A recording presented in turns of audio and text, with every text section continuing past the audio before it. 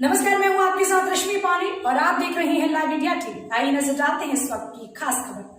यमुना नदी के विकराल रूप धारण करने से यमुना के किनारे बसे गांवों में बाढ़ से प्रभावित होने के बाद बाढ़ से प्रभावित गांवों का जल शक्ति मंत्री डॉक्टर महेंद्र सिंह ने हवाई निरीक्षण किया। जल शक्ति मंत्री डॉक्टर महेंद्र सिंह ने मीडिया के सवालों का अनोखा जवाब दिया। ग्रामीणों द्वारा प्रशासन पर मदद न करने का आरोप लगाने पर मंत्री जी ने कहा कि जलस्तर बढ़ने से लेकर अभी तक कृषि मंत्री, दिव्यापुर विधायक और भाजपा जिलाध्यक्ष सहित प्रशासन शुरू से ही मदद करने में लगा हुआ है, बराबर नजर रखी जा रही है और कहा कि ग्रामीण तो पवित्र मन के होते हैं, ऐसी बात कभी नहीं करेंगे।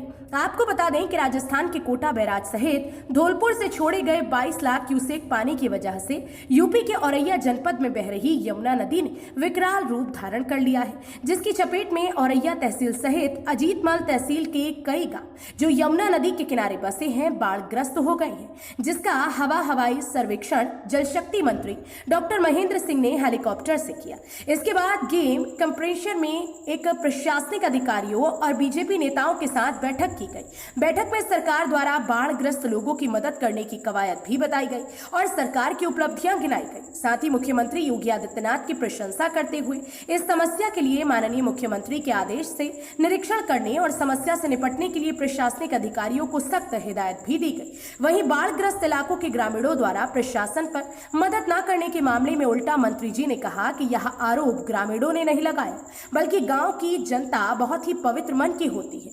मंत्री जी ने ग्रामीणों के आरोपों को नकार तो दिया, लेकिन बाढ़ से प्रभावित ग्रामीण जो आरोप लगा रहे हैं उन पर इस वक्त क्या बीत रही है यह तो ग्रामीण जनता ही जाने। लेकिन मंत्री जी का हवाई सर्वेक्षण सफल रहा। कारण से वहाँ का जलस्तर अचानक बढ़ा।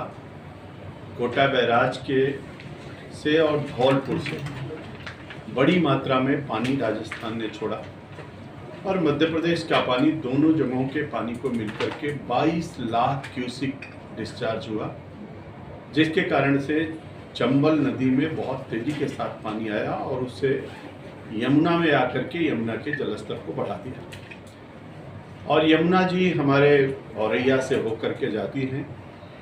औरैया में आज जलस्तर लगभग खतरे के निशान से 5 मीटर ऊपर चल रहा है।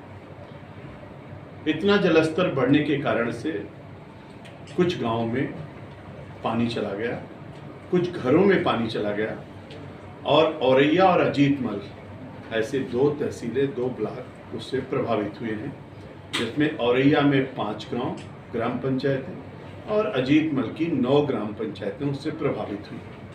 अभी हमने आदरणीय मुख्यमंत्री जी के आदेशानुसार यहाँ पहुँचे हैं।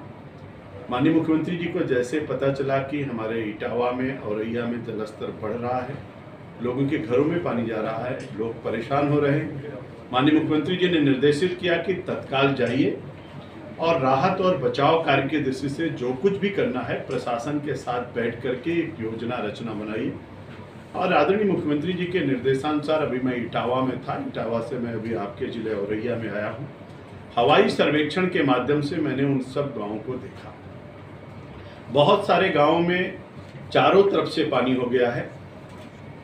कुछ गांव तो ऐसे हैं कि पानी तो चारों तरफ से है लेकिन गांव बचे हुए हैं। कुछ गांव ऐसे हैं जो पानी 3 तरफ से है, 1 तरफ से रास्ता बचा हुआ है। कुछ गांव ऐसे हैं जहां पर चारों तरफ से पानी भी आया है और कुछ घर पानी में डूब भी गए हैं, मतलब उनका कुछ पोर्शन पानी से डूब गया है। ऐसे हम लोगों ने पूरे अपने जितने गांव थे उनका सबका हवाई सर्वेक्षण किया है।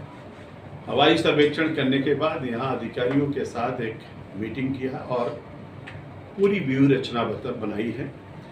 मैं सबसे पहले तो जिला प्रशासन ने जो सक्रियता के साथ काम किया है उसके लिए इनको बधाई भी देता हूँ और हमारे प्रदेश पे लेकर के यहाँ तक सभी अधिकारियों ने मिलकर के पूरी तन्मयता से, सक्रियता से, सकारात्मकता से लोगों के लिए काम किया, जिसके कारण से इतना जलस्तर बढ़ने के बाद भी हमारा औरैया जिला सुरक्षित है।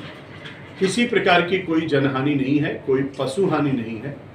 इन सब दृष्टियों को देख करके हम लोगों ने तय किया है कि अब आगे जितने राहत के कार्य हैं उनको युद्ध स्तर पर पावर जो जिले के अन्य क्षेत्रों में है उसको हम कंसंट्रेट करेंगे इन अपने 5 और 9 ग्राम पंचायतों में, अजीतमल औरैया क्षेत्र में। जो किट मिलती है राहत की, राशन की, उस किट को तत्काल उनके तक पहुंचाया जाएगा। एक अलग से किट लैया चना, नमकीन, बिस्किट, चाय पत्ती, दूध, इसका किट अलग से उनके पास तक पहुंचेगा। जो काम प्रारंभ भी हो चुका है, पहुंच रहा है लोगों तक, और युद्ध स्तर पर करके उसको हम लोग पहुंचाएंगे। यहाँ पर 10 बाढ़ चौकियाँ बनाई गई हैं और उन बाढ़ चौकियों के माध्यम से लोगों को राहत प्रदान की जा रही है। कंट्रोल रूम हमारा ब्लॉक लेवल पे भी चलेगा और डिस्ट्रिक्ट लेवल पे भी चलेगा। दोनों कंट्रोल रूम 24 घंटे काम करेंगे। किसी प्रकार की कोई भी सूचना मिलेगी तो त्वरित उस पर कार्रवाई की जाएगी। और हमारे जो राहत सामग्री के साथ साथ जो बिजली की व्यवस्था एक तरीके से बंद ठप हो गई है, क्योंकि पानी भराव, जल भराव के कारण से बिजली के खंभे उसमें डूब गए हैं, तो इमरजेंसी लाइट की व्यवस्था, टार्च की व्यवस्था, मिट्टी के तेल की व्यवस्था, लालटेन की व्यवस्था, मोमबत्ती की व्यवस्था और मोबाइल के चार्ज कराने की दृष्टि से बैटरी की व्यवस्था, जनरेटर की व्यवस्था